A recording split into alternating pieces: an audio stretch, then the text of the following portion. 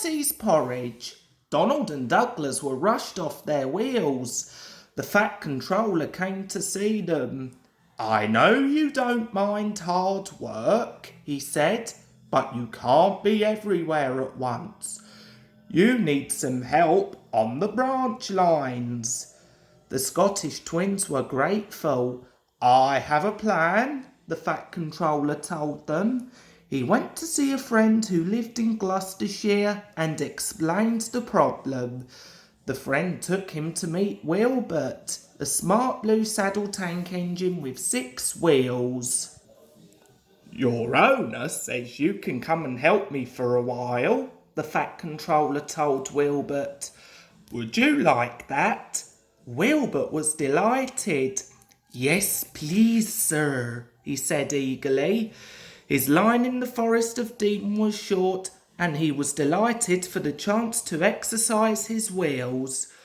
"If you are as good as I think you will be," the Fat Controller went on, "I know where I can get another engine like you, and then you will be able to go back home." Percy was excited when he heard the news. "I never saddle tank, sir," he said. "Is he like me, sir?" The Fat Controller laughed. "He's bigger and stronger than you, Percy," he said. "Besides, you can manage your trucks. I want him to help Duck, so I'm afraid you may not even meet him."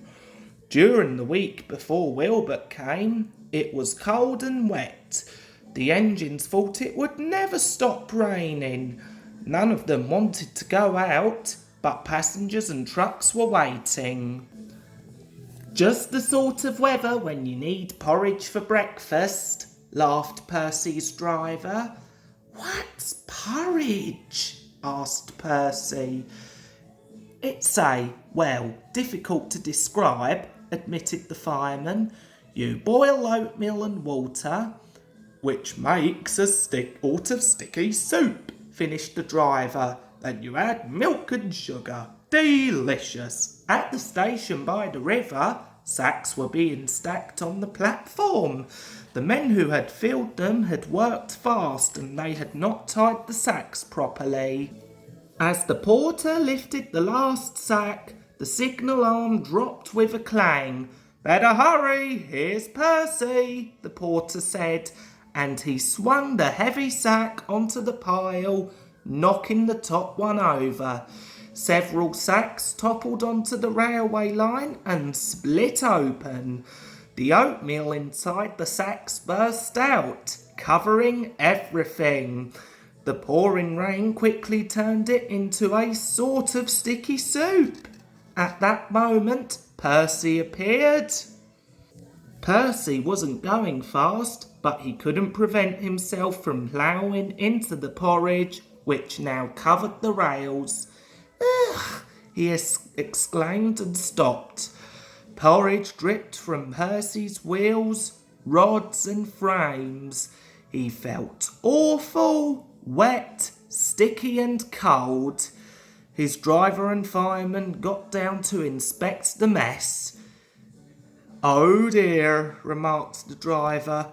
"Well, Percy, you found out about porridge the hard way, haven't you? The thing is, you're supposed to eat it, not paddle in it."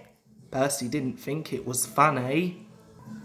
The Fat Controller wasn't amused either. He telephoned to the junction where they were just in time to stop Wilbert on his way to Duck's branch line. He came along Thomas's line instead and soon reached the shed at the top station. Percy cheered up at once. "I wanted to meet you," he said, "but I didn't think it would be this way. Porridge is all right for breakfast, my driver says, but it makes a mess of an engine who isn't expecting it."